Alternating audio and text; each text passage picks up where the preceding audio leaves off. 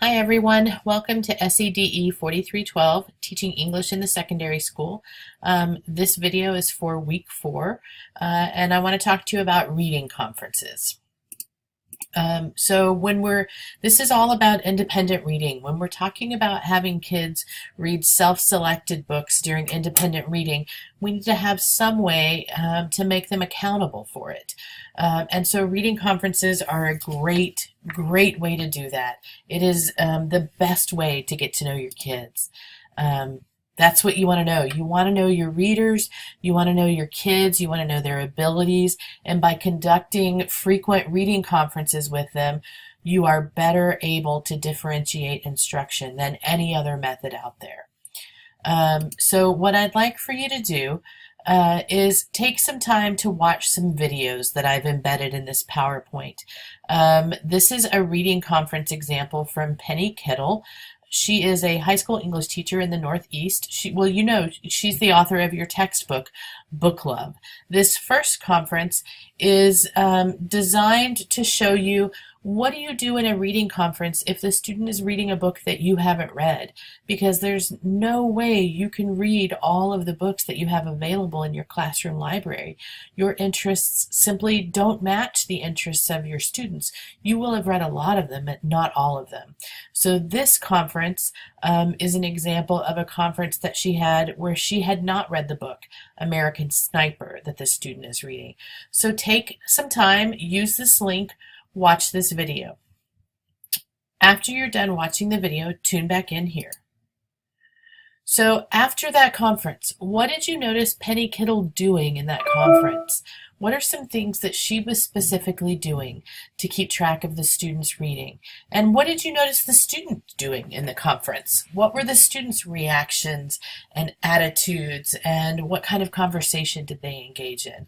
Think about that. You might even pull out your journal and do some writing and reflecting on that, because I really want you to think about, what does the teacher do? How does the student react? What do you see in terms of engagement? Once you've thought about that, here's another link. This is a second video of Penny Kittle conferring with a reader. This time she's conferring with a student who is a self-professed non-reader. This is a kid who doesn't read. So think about, you're going to have some kids when you start conferring with readers that don't read, that they're reading a book because you're asking them to, but normally they don't read.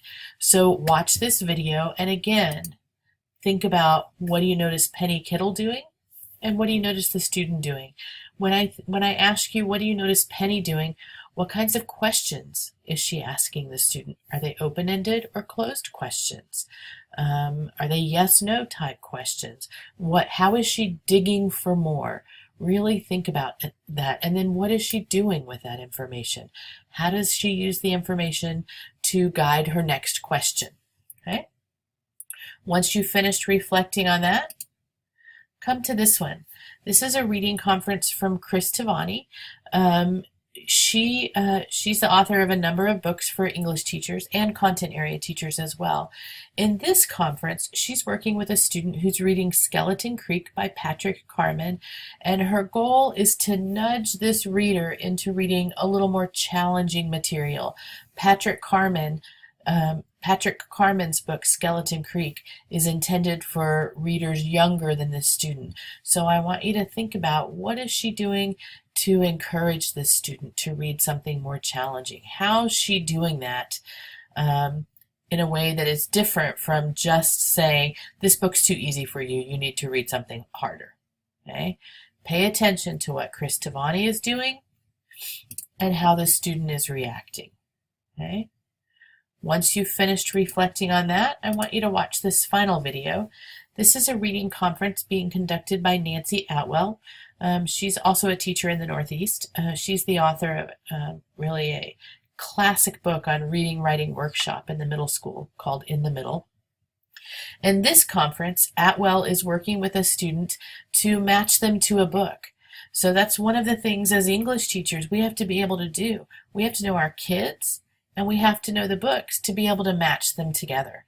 Okay? We cannot assume that kids can just walk into our classroom library and find the perfect book for them. We have to do a lot of book talking and conferring to help kids find just right books. So watch this video of Nancy Atwell working with a student and think about, what did you notice her doing and how did you notice the student responding? Okay. Once you have finished watching these 4 videos, I want you to go on to Blackboard. I want you to click on week 4, and you'll see on Blackboard that I have included several handouts for you. The first one, this is a handout put together by a friend of mine. She's the author of Middle School Readers. Her name is Nancy Allison. This one is called Beginning Conferences for Fiction. This is something that I share with teachers, and a lot of times they then print it out on cardstock or they laminate it and they carry it around on a clipboard with them when they're having reading conferences.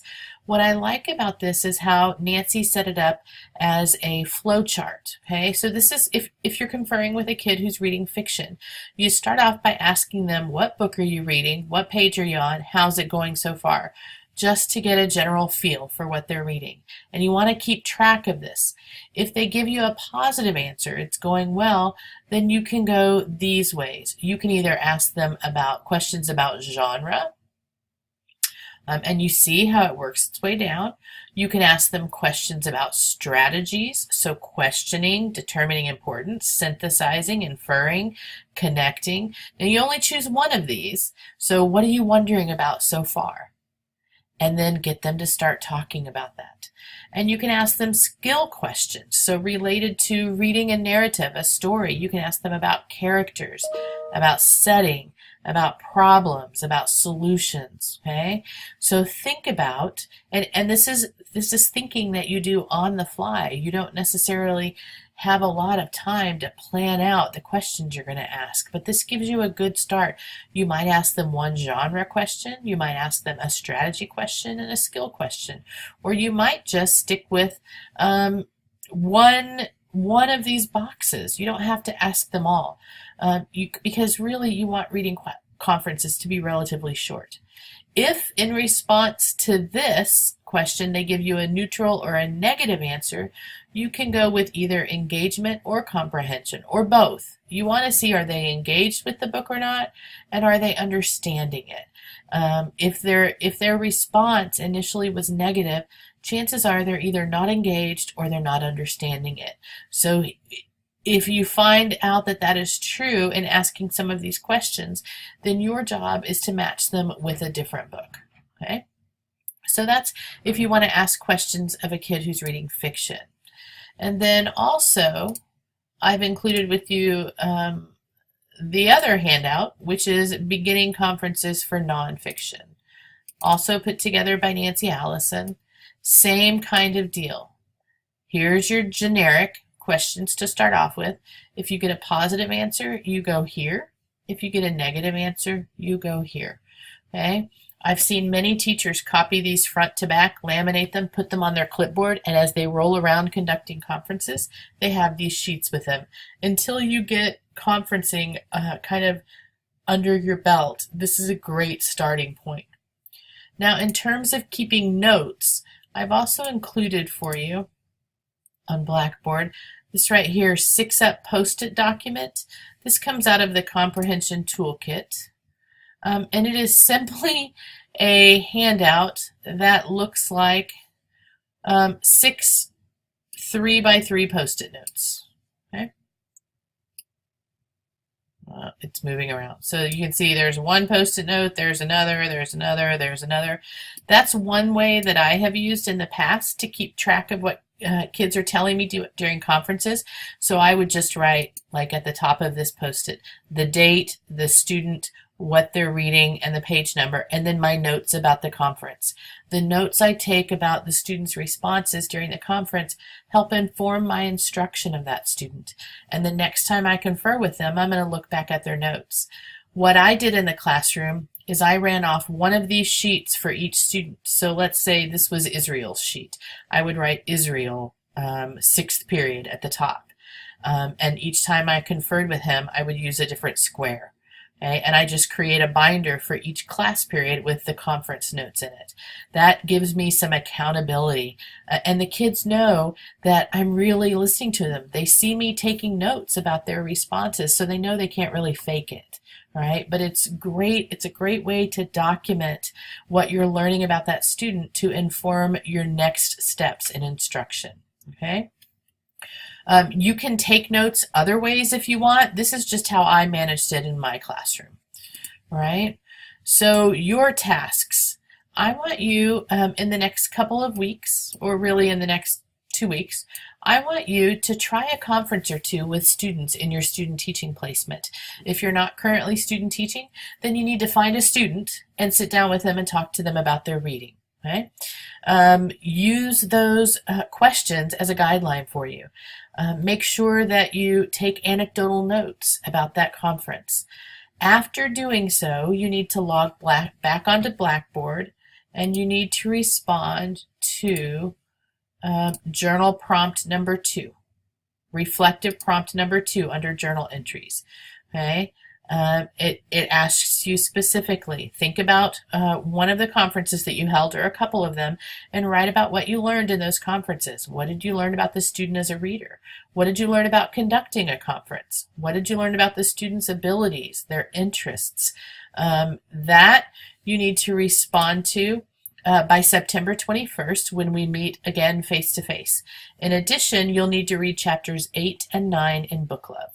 Have a good week, and I'll see you in class.